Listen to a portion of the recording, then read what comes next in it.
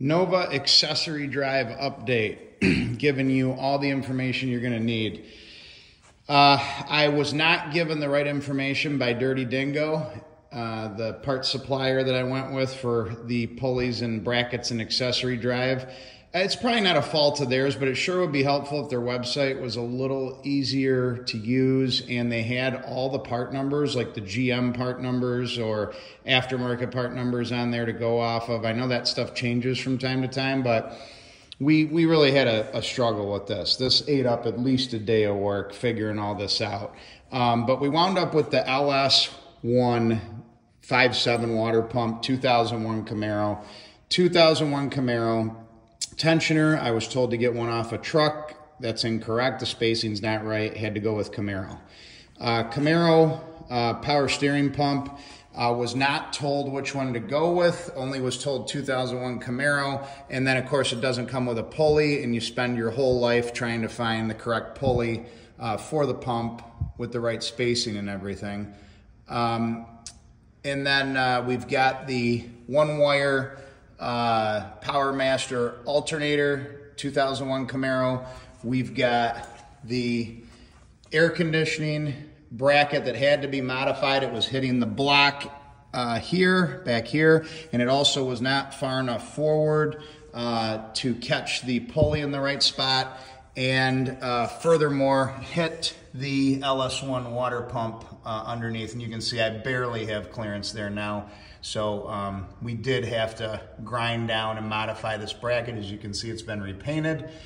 So none of this was like really easy, you know, buy it, bolted on stuff. And then the balancer, this was the big secret, LSA crank in this LSX B15 motor, which means it has a keyway on it. And when Dirty Dingo tells you to buy a 2001 balancer for like a 5.3 Chevy truck, those aren't keyed, and not many are for this application with this pulley setup. So had to search high and low, tried aftermarket ones off the shelf, service replacement parts, and the spacing was incorrect. For example, I used one off an L85 motor, which is a new direct fuel injected, newer small block Chevy, and it actually stuck out too far by about ½ inch. So this one is the Summit. Came from Summit Racing. I think Jegs carries them too. I think Jegs is out of stock. Summit has them. The picture on the website shows it like in billet aluminum or like an anodized silver color. It does have timing marks on it, and of course it arrived black, which I have no problem with. I want black. But it does have timing marks. It is keyed. It is smaller than the ones that are service replacements. It's certainly smaller than the one that came with the B15, with the not only the AC drive, but the common SERP channel here, as well as the supercharger drive. Obviously a way bigger diameter, much deeper, heavier unit here, which I did not go with because I'm not supercharging, I'm turbocharging. So we've got a two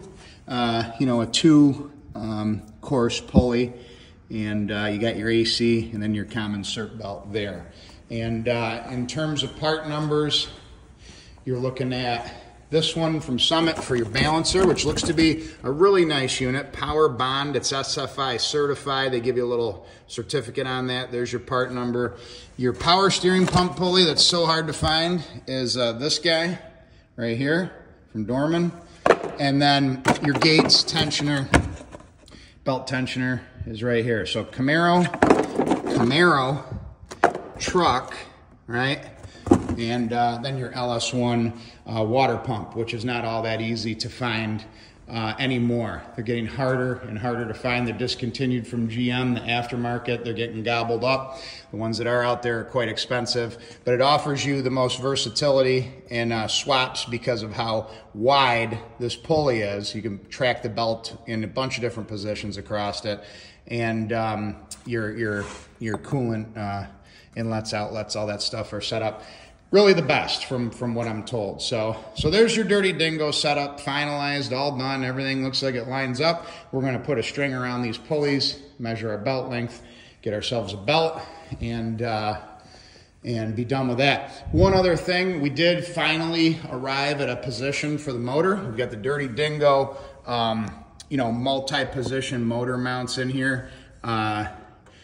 You can see them right here. They're a plate, billet aluminum plate with multiple holes in them, so you can kind of move the motor front to back.